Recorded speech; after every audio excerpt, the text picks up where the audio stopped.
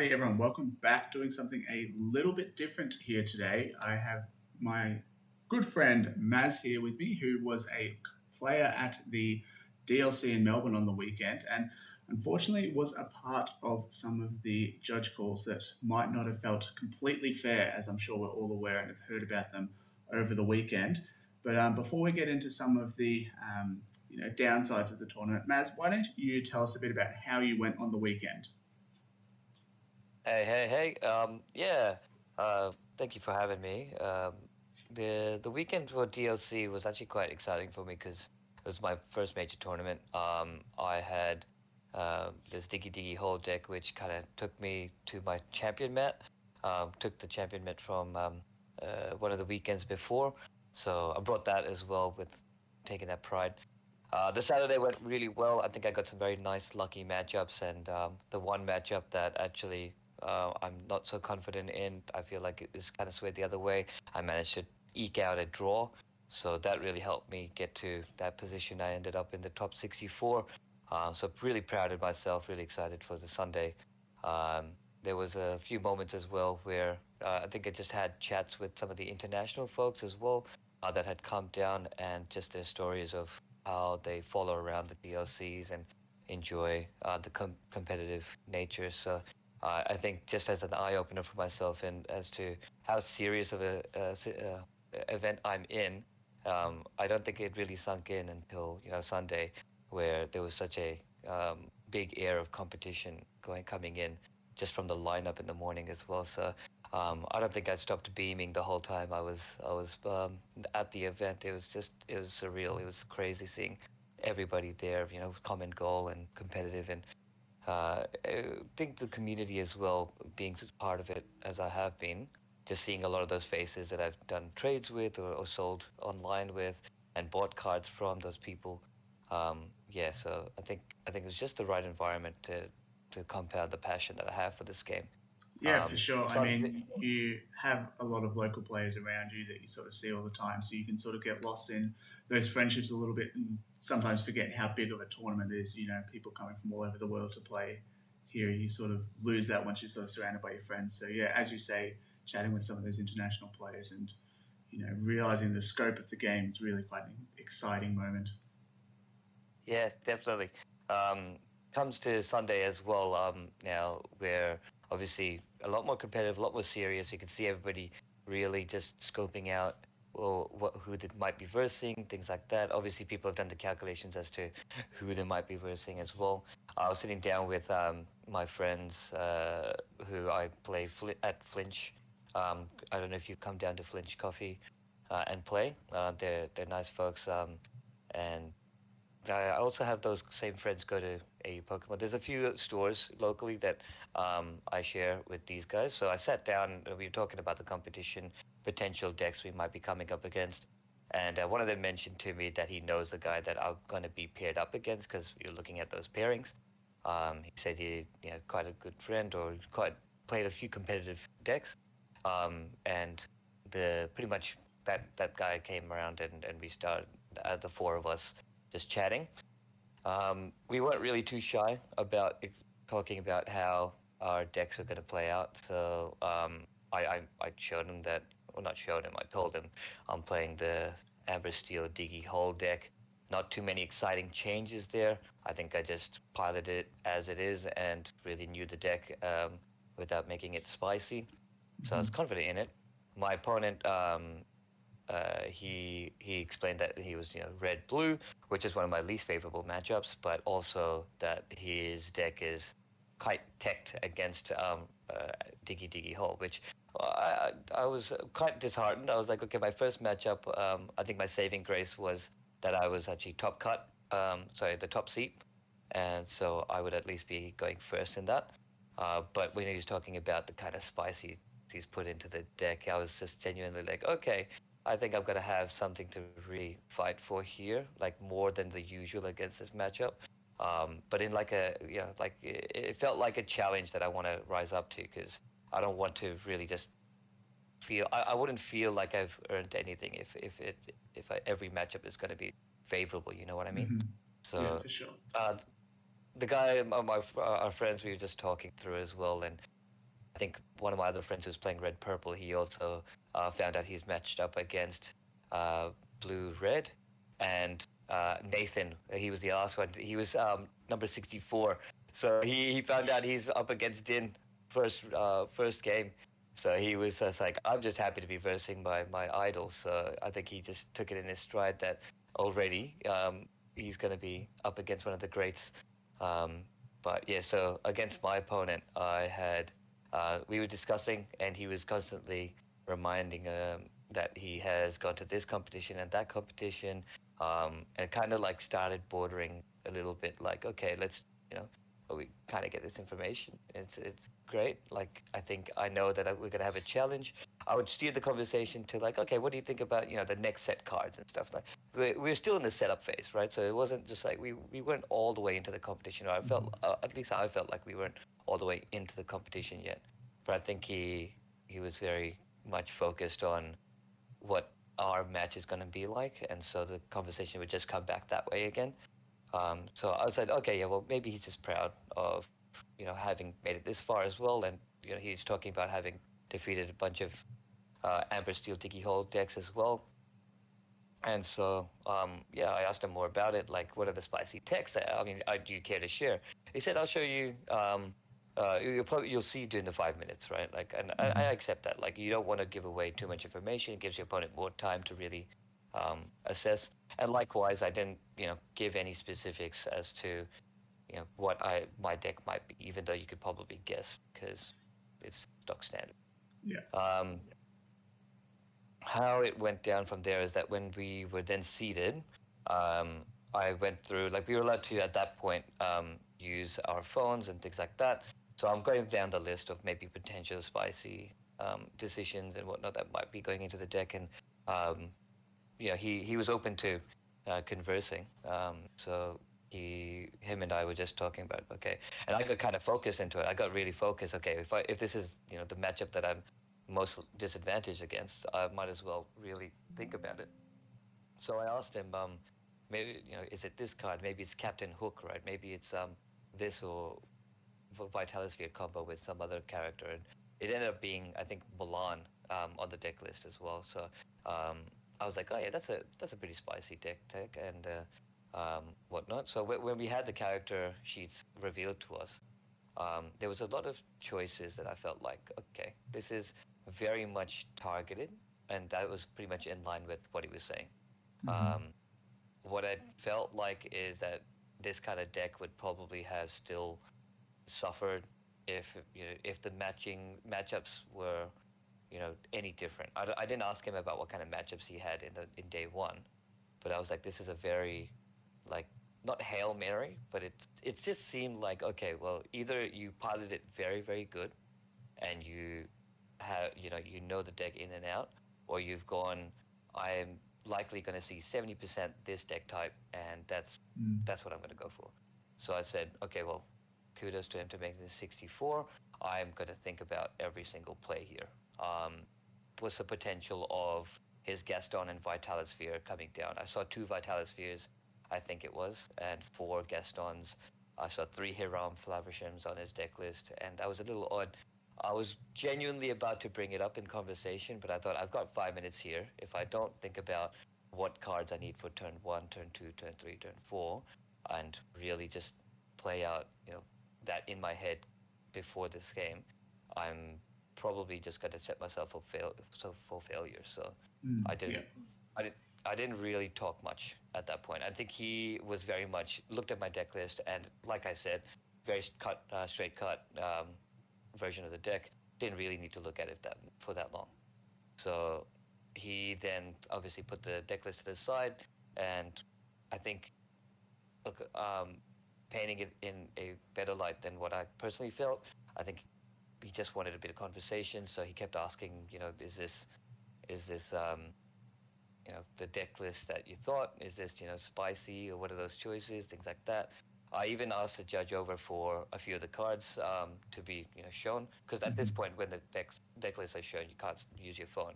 But the judges said we can call them over to get a view of what the card looks like. So Yeah. there was a few cards I wanted to check out just to make sure it is the version that I'm remembering, or there's not a keyword inside of there that I'm forgetting and whatnot. So Hmm. I was glad that they were letting us see that information.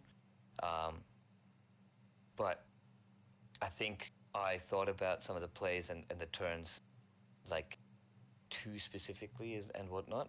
Like in that matchup, yes, I do have to go very much aggressive. But with those certain skews he's done, like less Hirams, less Sisus, there's three Sisus in both um, the small Sisu, and I think the big Sisu might have been two or three. That one I can't remember. Hmm. But it made me feel like, okay, so the amount of control is just like just a little bit sacrificed so you can have a little bit more early game control. Hmm. So I was like, okay, that might be in my advantage if I get this song out at this point and things like that. Um, if I avoid songs, it was just all running through my head, right? Even the dwarf mine, I was worried that maybe a Gaston with the Vitalis Sphere would just knock me out on turn 4. So there's no way I'm playing that. So Hmm. there was a lot of mulligans I really contemplated. Ultimately, I ended up losing that game 2-0. I was like, okay, sorry, that round. And ended up losing it 2-0. I looked at my deck this way and that and said, hey, look, maybe it was the draws, maybe it was my plays. You know, I'm pretty gutted, but hey, I made it to top 64. That's fine. I make my way to the front desk trying to get into the next side events, and that's when I hear over the speaker that they are calling him over to the front HQ, and they have his deck list. Oh, sorry, they have this deck and deck list in hand, and they're like pointing at it and whatnot, looking at it back and forth. So I'm just walking my way over because now I'm like, I have a suspicion. Mm. I feel like I know what it might be, but then when I see him talking to the judges, and this is like the order that it happened in, the judges said, "Hey, your deck doesn't match up. Um, you're going to be receiving a game 1 loss in your next round. There's no Gastons in the deck, and there's like this and that. There's a few things that are different, but the only thing I really heard was the Gaston side of things, and that's pretty much when he got the ruling that he's getting game 1 loss, he had pretty much ducked away back to his game. And that's when I came in and I was like, hey, did I just hear that right? Was his deck list wrong? There was plenty of this and that. And that's when the conversation started that there might be something a little bit more malicious than what they had first interpreted. Now, after the round, I think the round started, and that's when they actually came back to me to say, okay, can like they first just said, hey, we're working out the ruling. Um, we'll come back to you. There's people in the line behind you and all of that. So I said I volunteered to just duck to the side and wait for them to come talk to me.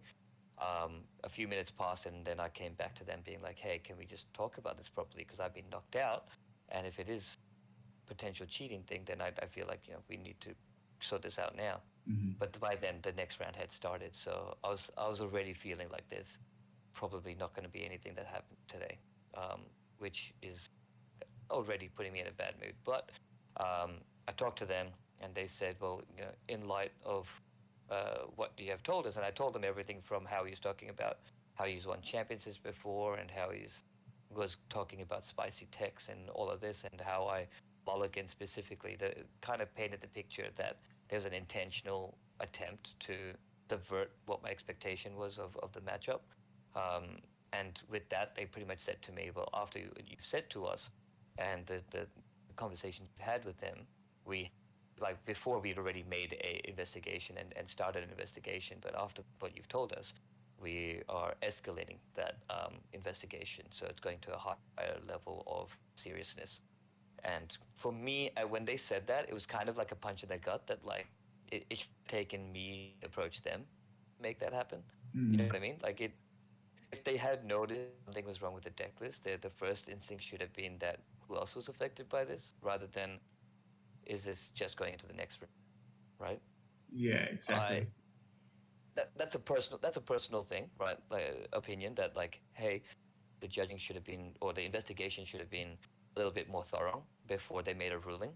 I feel they just pushed forward straight ahead and said, well, we've got to go on. While talking to Crystal and Tim, um, basically that was the consensus that the show must go on.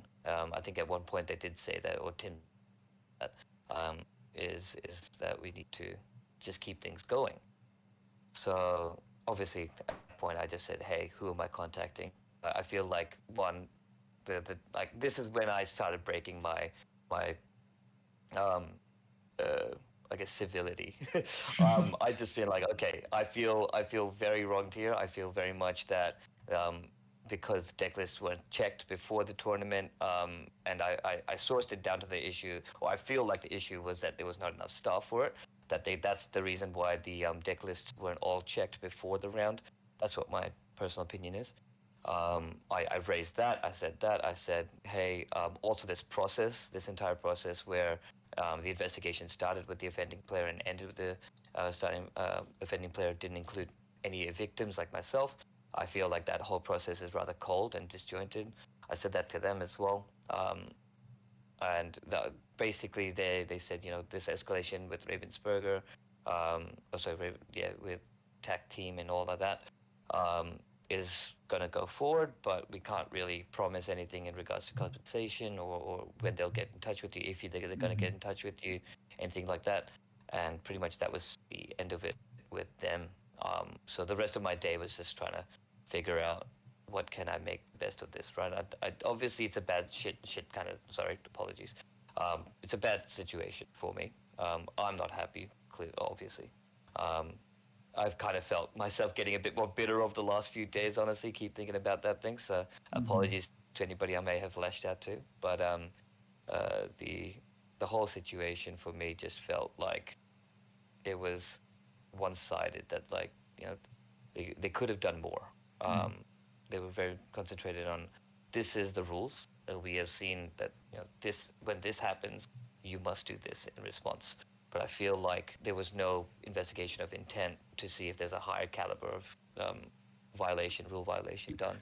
Like I saw somebody post that cheating is a rules for is a grounds for disqualification, Mhm. but I don't think they entertained the idea that cheating was happening at all. Um, I think they just went honest mistake, put it through as a deck does not match deck list, and at worst that's a game one loss on the next round, Mhm. which is like okay, I see the rules, but I think what the issue then is the spirit of the game being broken.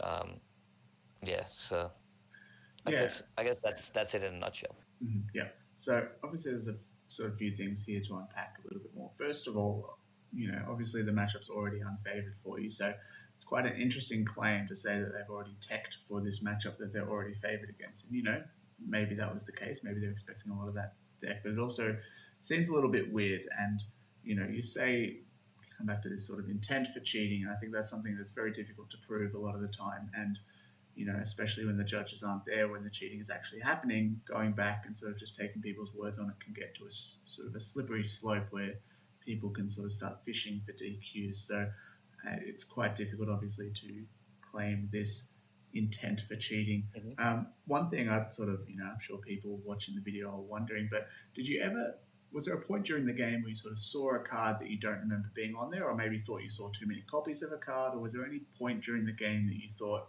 hang on, something's not right. This deck doesn't really seem to be matching, or was it just sort of something that they tried to hide from you? Do you think? I think I got like 2, 3 points regarding just the reflection on the match itself and comparing it to the deck list. Um, There was a like I think the Maleficent Dragon was in his deck list. So I think for some reason in my mind it's just like it's saying that the Maleficent Dragon wasn't in his deck list, but I think the one that he inked and like I think he inked won both games or something like that. Um, I I I can't remember enough about the deck list for that specific card to say definitively. Mm-hmm. So that one I'm dishing down to that one is bad, like bad recollection. But what I do vividly remember though is the three Sisus and the four Gastons. So I never saw any Gaston when I was playing against him. What I reckoned is that because the plays that I was doing, I was genuinely worried about if maybe a Vitalis Sphere Gaston or something like that every now and then.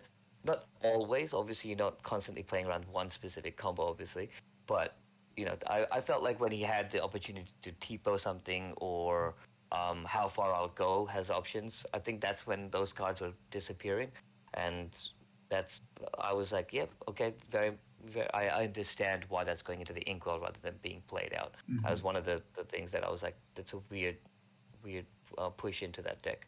Um, not the not the worst kind of push into that deck. It's still a good card, but Hmm. um, still weird. So that's when I was like, okay, well, I'm not seeing it for a reason, right? Yeah. Um, other other things that I found weird, and I don't know if it was the case that he had four of them, or in fact it was three, but it was the Sisus.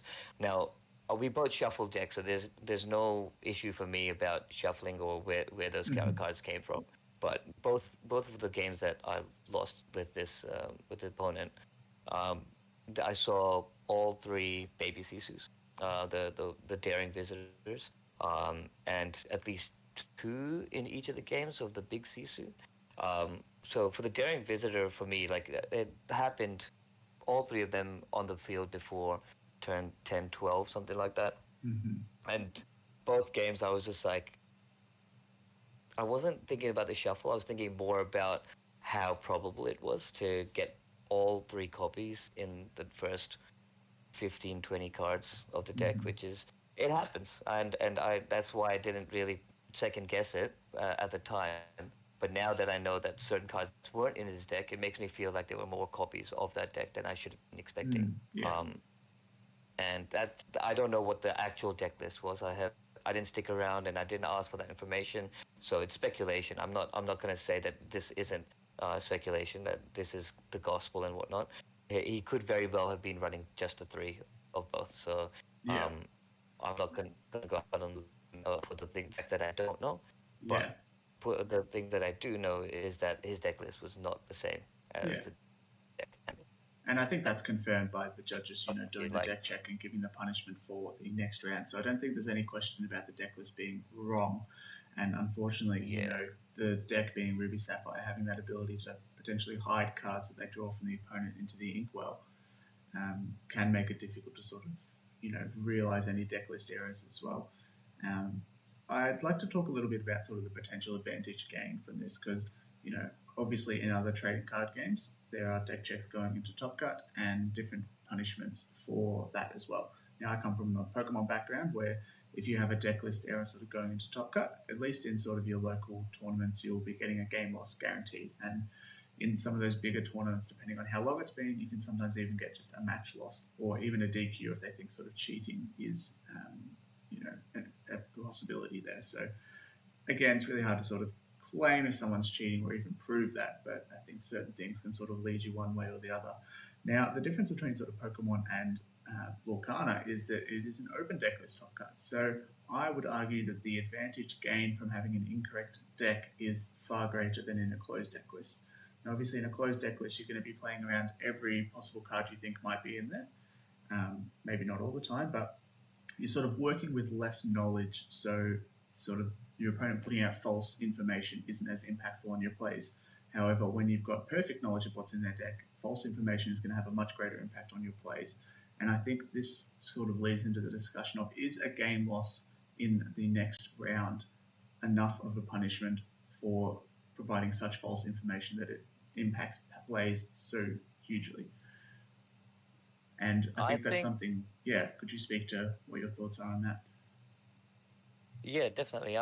Like I think for what the violation is, it's again very subject to intent and when it is obviously caught. If you're very experienced with um, different competitions and you've played online, sorry, not online, you've played international and national championships and you've won and taken away some of these prizes there, getting into the top cuts, getting to the actual championship, and things like that, and you know the process for what needs to be done there. This kind of issue is something that really doesn't happen. I don't think your deck and deck list not matching up is something that you would forget to make sure that it's not happening. I feel like this is quite big kind of a deal to double check and triple check. I know I did when I was submitting my deck list and whatnot. But the effect of just leading your opponent astray with a different deck list, If it is caught beforehand and it is rectified, and again the time is allotted, cool, awesome. That's been fixed up, but the violation was still there. That makes sense for the game one loss. Like it's still a punishment to ensure that nobody feels like they can still try to eke it into their deck and make it look like an accident. And then there's it's still like, hey, there's a punishment for this violation, um, and nobody should get the idea of trying to duck it as a mistake, right? But Mhm. when it's like when there's enough evidence to show that this was maybe premeditated or pre-planned or has enough, um, I guess, evidence support that this person was using all their tools to really subvert the opponent's game plan and their expectation of what the deck is. Um, it like the function of it could be that the opponent plays more control rather than aggressive because your deck looks like a bit mid range rather than all around, right? So just with how your deck appears, you could influence how your opponent plays, and that's steering them in the direction that you would want them to against your deck, which is, you know, with the intent to cheat out, a round win. If that is the case and your opponent gets knocked out, I think the punishment should meet that kind of effect that it's achieved. That if you won that round, the opponent has been knocked out. The punishment should be that you're the one that gets knocked out. Your opponent should be the one taking that win because the what you were trying to achieve through your actions or your violation um, was quite that severe, right? I mean, not only that, So but it should be a DQ for any cheating. I think just the match loss isn't enough for someone who has been is being punished in the sense that they have cheated. I think DQ is the yeah, only sorry. reasonable outcome for that, and it just sort of I, comes I back missed. to Yeah, when the infringement was found. If it is found during the round still, maybe that sort of retroactive game or match loss even to allow their opponent to make it in, especially in an open deck list, I think is a suitable option. However, if it is found after the next round has started, I think, unfortunately, it is just a case where if all those results are submitted, it's quite difficult to sort of go back and alter those results once a new round has started. That unfortunately, that may be the case. But yeah, I yeah, think we can yeah. all agree that DQ for cheating is the appropriate punishment. Yeah, the disqualification. I didn't put the name to it exactly, but yes, the disqualification is definitely, I think, with the intent, and I think that's probably a topic we'll probably touch on a bit later. Is the intent and the spirit of the game and whatnot, and judging should have that level of interpretation as to where that it should be judged as to the intent of what the violation was. So, Yeah. does it make it a higher tier violation, or is it the higher tier punishment, whatnot? So. Um, I think also just in my case there, when I had raised the issue, or when they had noticed the issue, um, moving into the next round, it was just there was time to fully fledge out the investigation, maybe even pause the next round Mm. for a while, well, for just 5 minutes, just to get a story from the previous opponent to make that ruling before they just like okay rush into the next round and make it go. I think it is a serious violation that yes, there's 64 people that are sorry at that stage it's then 32 people waiting to play the next round, but I think it's as we can see with the other issue we're going to be talking about with the other player, it influences the games and the matchups following Hmm. depending on who's being filtered through the rounds, and so if those matchups are different and there's a different result at the end of all of that, because you made the right call or the wrong call, um, it's a whole different environment at the top end. Yeah, exactly right. And we'll sort of touch on how this sort of thing can be prevented. And, we've heard from other players in other countries that deck checks happening before top 64 are a mainstay. And these decks are actually being held onto in between rounds. So, really ruling out any ability Right. to change decks and, Yeah, that gain an yeah. advantage in that way.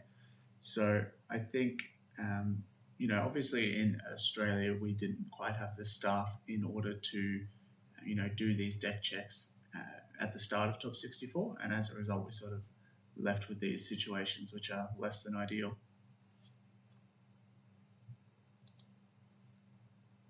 Yeah, and look, there's a very good chance that because of that matchup already being, and this is something that I think a lot of people will be probably already thinking. But in that set, that this matchup was already unfavorable to me. I know I just made the argument could have been a different climate. I will play a devil's advocate against myself here, but that matchup is already not favorable to me. The red blue might be on the draw from the game one, and that's probably my only advantage there. But because red blue already has such a high, I think the highest win percentage on the draw out of all the other deck types, there's still a good chance that that outcome would have been somewhat similar. But um, I think I still wanted that opportunity to play it as best as I could, and I think that's also that's probably the main crux of my issues. That Mhm. just I didn't feel like a competitive, like I was put into this little box of missed knowledge and um, played like a sucker, for lack of better words. Yeah, and it's tricky because we obviously want people to have the best shot at winning based on their own merits, and having all of these sort of what ifs. And we'll jump into another big one that I'm sure a lot of people have been talking and thinking about since the weekend, but sort of puts a bit of an asterisk on the tournament. All of these what ifs, many Yeah. things could have gone differently. Now I'm sure we still would have had Din as our final winner, but could you have made it further, get to top 16, top 8, or would Jesse have been able to get to top 4 or even the finals here and get that World's invite? So it does sort of put a bit of Yeah. an asterisk on a lot of the results from the tournament, which you're really disappointed to see. It can sometimes diminish some of the other players' achievements and sometimes even not allow players to get the achievements that they probably deserve. Um, did you have anything else to add on that topic, Maz? Otherwise, we'll jump in to watch this quick video from the top 8 match. No, let's take a watch. Alrighty, so here, obviously, lots of people have been talking about this. Probably the main drama from the weekend. We see Jesse here is questing with the broom, and I'm sure we all know what happens next when he goes to play the goat Yeah. down. Um, while we're Ink, watching this, what are ink and your then sort of yellow. takes on this in terms of sort of a rulings point of view? From a rulings point of view, from what I've heard, and I think I'll need to just rewatch this as well. My attention has been elsewhere for the last few days, but I have Mm-hmm. heard about this and seen a few moments in it. I think because the argument has been made that something similar happened earlier in a previous game, um, and there is precedent within just the same matchup between the two people, it just seems like I think the ruling should have just definitely been in favor of Jesse, that he couldn't actually sacrifice that. But I think it was for me. It felt like it was one person taking advantage of the potential getaway to win the game, right? Like there was an opportunity and he took it, and the judge either inexperienced or felt pressured or whatever, what have you, on the day, um, just failed to recognize that it was legal for that, for Jesse to push that, draw and get it. Yeah, exactly. And the sort of the interaction you're referring to is in a previous game, Jesse did play a white rose, so not exactly the same as Merlin Goat, but pretty similar. And then went to banish the broom, and there was no concern there from either player or the judge on that happening.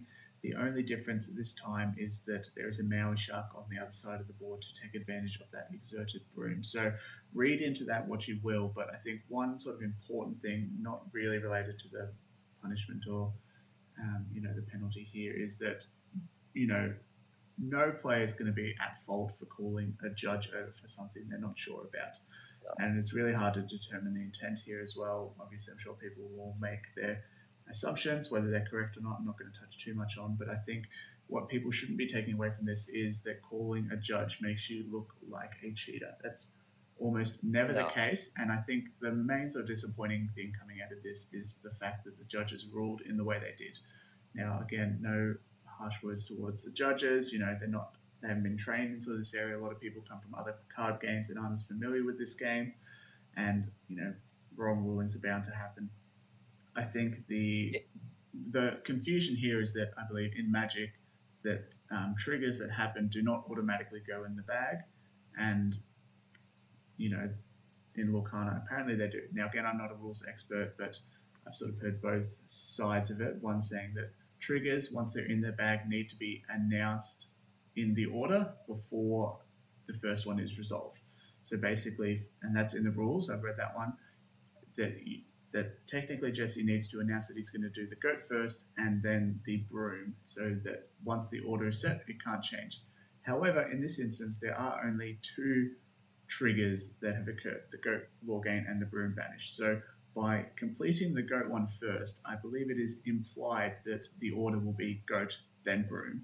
I don't think there's any issue with that. If you do one first, then technically, and logically, the second one has to go second. So I think since the triggers automatically enter the bag and Jesse has decided that the goat will be first, then logically the broom should be second.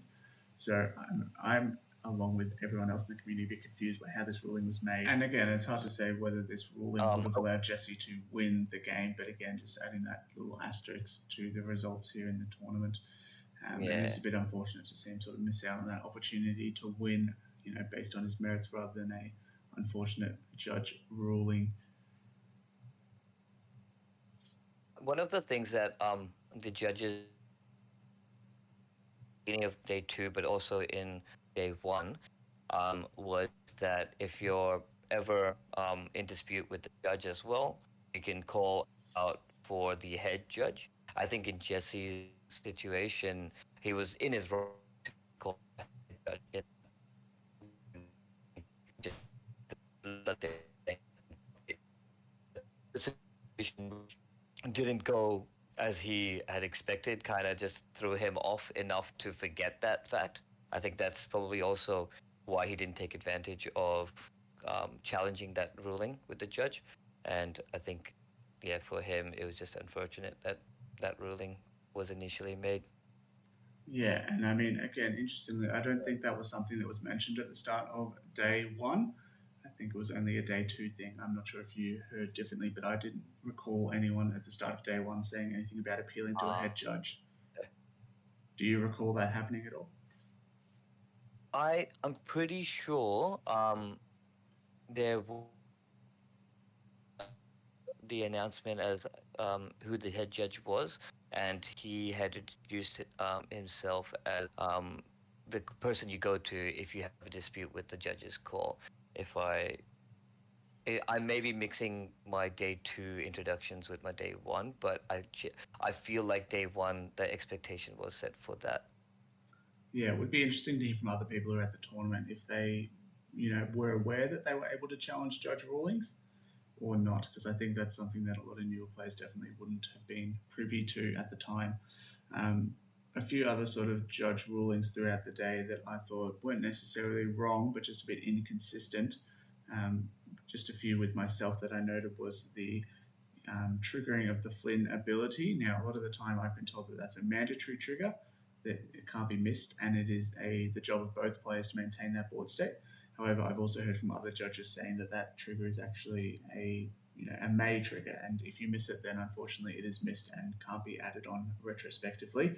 Similar to the location law, that is not a mandated effect. That if you miss it, then you just miss out on the law. Obviously, your opponent can let you take it back if they so choose, but they don't have any obligation to.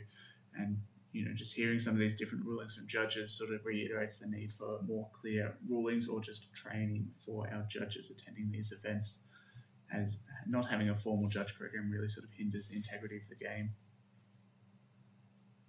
Yeah, I completely agree. I think uh, as much as we can also, like, as much as anybody would like to point here and there as to say this was the problem, that problem, we have to also look at this is our first challenge in Oceania.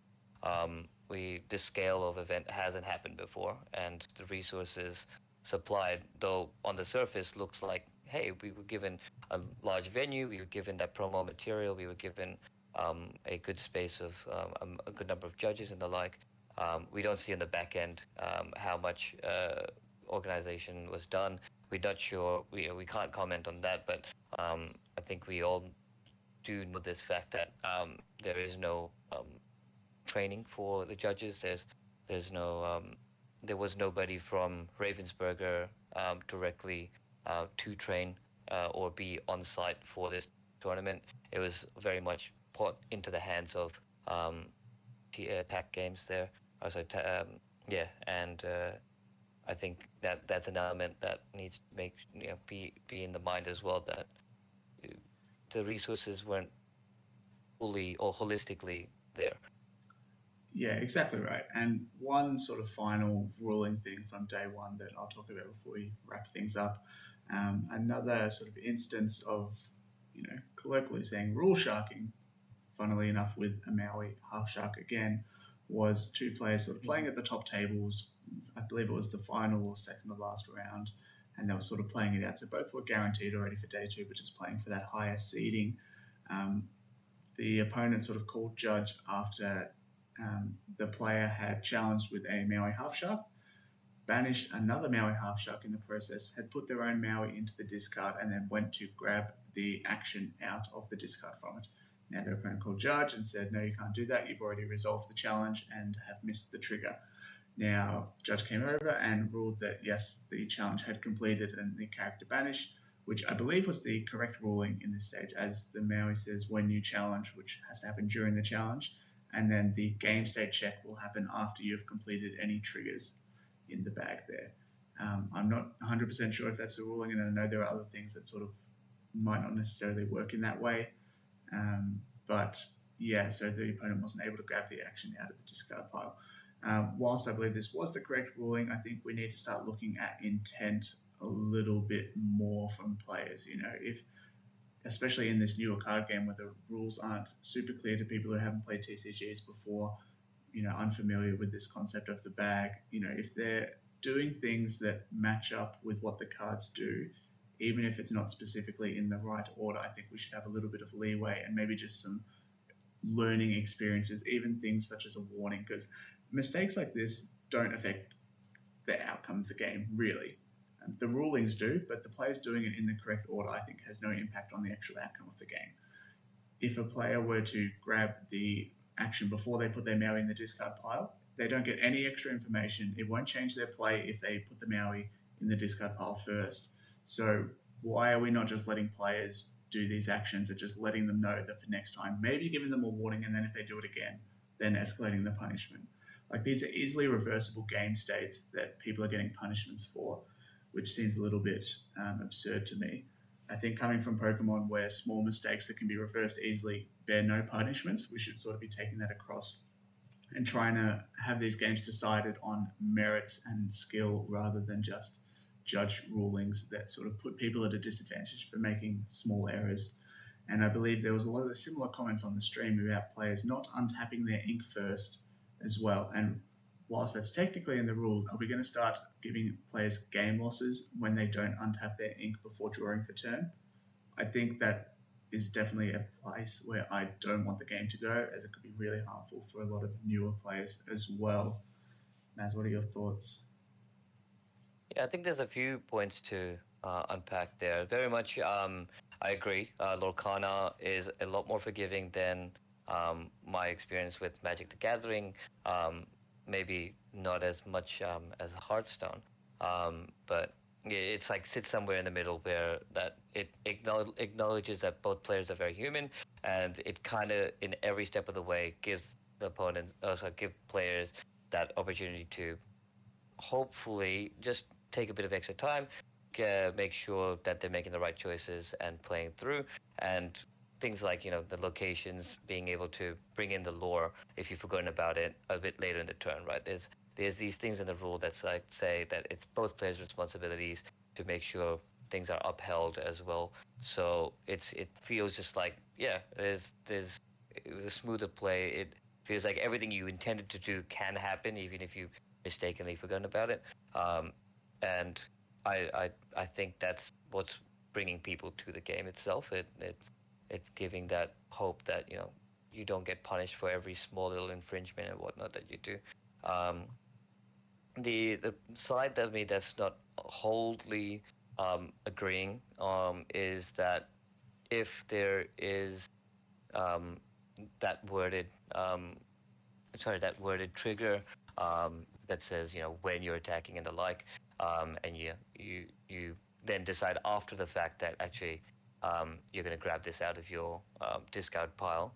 Um, it needs to be, I think, in this kind of setting, it very much by the rules that are outlined that can be put into review after the fact, um, is that, yeah, actually, you have resolved the trigger, and if you haven't made your mind up at that time, you can't go back to resolving the trigger after the next step of calculating damage and all of that. It's in the in this way. It's in the order of things, and if your mind comes to, oh, I need to have something to ink, that's why I'm going to pull this brawl back from my discard pile, whatever the reason is. It should have been done beforehand, and it kind of goes, I think eh, that side of things can be reviewed by the players and saying, actually, let's start rewording things, and I'll be happy for that. But I think for specifically that scenario where Maui Half Shark has been put into the discard pile, it might be a case of being too hasty. And in a competitive setting, sticking to that rule set is very important because you have to draw the line at some point, and this line, as ambiguous as it is still a line in the rule set. And as a victim of the rule set who's advocating for differences in it, I would very much empathize with somebody that wants to have that changed, um, like how I'm trying to get this side of things changed. But And it's in interesting, in like, what is the point of the yeah, rules really? It's to make the game fair and equitable for everyone involved. Now, rules that have no impact on the fairness of the game, are they even helping anyone? That's the question here. Like, this rule, did the player gain any advantage from putting the Maui in the discard pile first? I'd be hard struck to argue that yes, he gained any advantage. So I think rules that hinder players when they're not doing anything insincere and not gaining any additional information or advantage should just be ruled as warnings. I think that is the case for a lot of other card games. And if there are repeatable infringements, by all means, escalate. But I think having rules that uphold the integrity rather than just punishing players for not knowing every little intricacy of the rule books are just damaging to the player base, especially when it's such a new game appealing to a lot of new TCG players. I'll concede to that. I think that's a fair take. I'm happy to agree to that. It's very much that if there is, very much the intent or the spirit of the game is not being broken in doing that kind of action, then the judges should be able to abstain from upholding the law and give that warning and say, hey, this isn't how it does play out. Be careful the next time it happens. And again, And it's tricky in a game that doesn't have sort of intermediate punishments. Going straight to a game loss is really sort of one of the only punishments outside of maybe giving an opponent some law gain to sort of push them towards that victory condition, which isn't in the rules now, and I don't really see it going in there anytime soon. But not having any sort of step between a game loss and just a warning can sometimes make it a bit difficult to give some of these rulings. So to finish up, I'm just going to go with maybe a bit of a hot take and then sort of some good advice for any sort of newer players out there. The first little hot take, and as I'm sorry, I'm not going to give you much time to rebuttal this, but my hot take is that players who ask to take things back really shouldn't be allowed to ask to take backs. A lot of people who are nervous or new can be intimidated by that and just feel obligated to say yes. And I don't think people should be put in that uncomfortable position to have to feel like they need to answer yes and sort of hinder themselves. And an example from the weekend for me was the judge said for the Flint trigger that it was not an obligation and I could be able to resolve that if my opponent agreed to it. I instantly said, no, that's fine. I won't take it. And I think putting your opponent in the position of feeling like they need to say yes, experienced players definitely won't. Newer players probably will, and it could ruin their experience. So that's my hot take. And the good advice to finish us off is that just because a lot of these players are getting some hate for calling a judge, and potentially rightly so, doesn't mean that you should feel like you aren't able to call a judge if you're unsure of a ruling. Even if you were to call a judge for this instance here on the screen, I think that can be perfectly reasonable if you are unsure of what the ruling is, and hopefully we just get a bit more of a structured rulings for our judges so that we don't have sort of mistakes like this in the future. So, Maz, thanks for joining me for the video. Unfortunate that your sort of tournament run had to end that way, but I hope you enjoyed the rest of the day doing some side events at least. Do you want to sign us out? Maybe a bit of a plug for yourself or anything for our viewers to take away? No, thank you for having me. It was a pleasure to be able to speak about this more openly. And I think the DLC tournament had some amazing moments with some people that are just exploring Lorcana. I'm glad that they weren't exposed or didn't have those experiences. I would be more regretful that it happened to somebody who is newly exploring Lorcana than somebody like myself. So I'm glad that there weren't so many stories in that side of things. I did hear a few, but I'm glad that we do have such a large and growing community, which I'm proud to be a part of there. And so I just hope it continues growing, and I hope that these kind of events, where we do see holes, do lead to some proper and beautiful change, which makes the game even more fun to experience. So looking forward to some more, and yeah, I'm really hoping the best for the game. Yeah, me too. That's very noble of you, Maz, and I appreciate your time coming on here and talking about your experience as well. And that is going to do us for the video. Not sure when this one will be going out, but be sure to tune in on Twitch for some more Disney Volcano Set Champs live content over at Mr. Darcy or here on the YouTube channel. And we'll see you next time. Beautiful. Thank you.